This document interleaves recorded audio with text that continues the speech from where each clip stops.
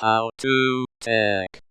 What's up, everybody? Today we're going to fix the black screen on this Vizio 50-inch E500Bi-b1. Now, the TV itself would turn on if it was unplugged and plugged back in. So right there, that tells me that it's not a problem with the backlights. Also, all the apps would function and the TV would stay on. So that also leads me to believe that it's not a problem with the main board either. Now, the TV itself would receive power. So I was kind of worried about the power board. So if you get the indicator where the power light actually turns on, this could be an issue with the power board itself, which is what mine ended up being. I actually took a look online and these boards are not very expensive. A lot of this I'm buying a brand new TV, so I decided to try to tackle it. We're going to go ahead and do the 19 screws on the back of the TV. These are all Phillips head screws. Got to make sure you get the one by the connectors and by the power cord, and then we just need to pull the back plastic housing off of the TV. Now, once you get all the screws removed, it's a good idea to go around and kind of pull up on the back of it. It may have to unsnap, it would seem like, off the back of the front panel. But I like to go around and just kind of see if I can't find a screw that I didn't pull up before I tried to lift the whole panel up, start losing screws. So it's kind of looking here, and you can see right here at the bottom left-hand corner, it just doesn't want to pull up all the way. So I'll undo the screw that we can lift the back panel off and reveal the three boards on the interior. What we have here is the green one on the right is the main board.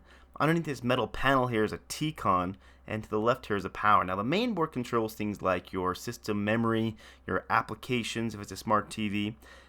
This would be something if you're losing memory, that would be what you want to replace. This T-con connector, if you're getting vertical or horizontal lines, you'd want to replace that board. The power board, it could cause a couple of issues, mine not turning on the display, or you might see a shutter, kind of like a flashing on the TV. That can be caused from the power board also. So we're going to go ahead and replace this board. Now, when you're going to order your board, you'll see this little white sticker on the board itself. You'll actually want to get the exact model number, the one that's furthest to the left here on the new board. That is what you'll need to get to replace to make sure it's functional. Now, all we have to do is basically to replace this board is the two connectors and the screws need to be removed. So we have a screw kind of hiding down here.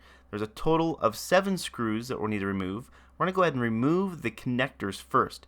Now these are little pull-off connectors. You'll need to squish near the top of the connector, kind of wiggle it back and forth, and the connector will pop right off for you.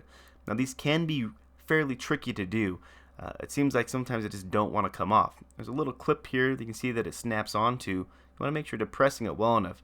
Sometimes you may need to get a plastic pry tool, like a spudger, and pull up on the component, but being very careful. So here's marked the 7 screws that we're removing off of the power and replacing it.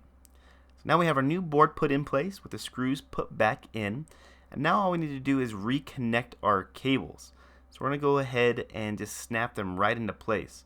A pretty simple process, but you just want to make sure they're nice and snug. We'll do the top connector here as well. Alright, now with that done, all we have to do is put the back panel on, screw the screws down, and test. And voila, there we have it. Magic. This TV's functional. If you have any questions, hit me up in the comments below. I'll do my best to get back to you. As always, thanks for watching. Catch you on the next one. Peace.